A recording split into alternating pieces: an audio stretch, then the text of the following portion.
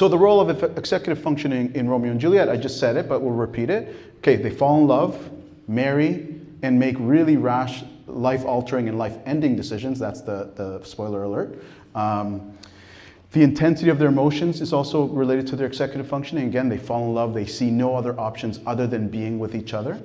And again, that the decision-making becomes really rigid in terms of us versus them. Right? So Mercutio deciding that he's going to fight Tybalt, all those type of things. It reflects how rigid their thinking was.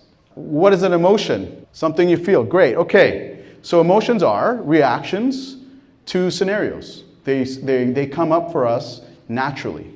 There's some cool things to think about emotions, because when we work with teens at the clinic, so when teens come to work with us at the clinic, one of the main topics we talk about is our emotions. And the reason is society does a poor job of telling us what emotions are.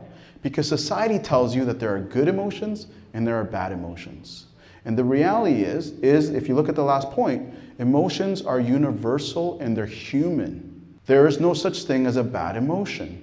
Okay? And it is truly universal. They've done some cool studies where they take people from tribes of groups of people who live in the jungle who have never interacted with other sort of populations, and they experience the same basic emotions that we do. So they truly are universal. Now, the reason we talk about emotion when we work with teens is because emotions, rather than looking at them as good or bad, is we start to recognize that emotions identify a need.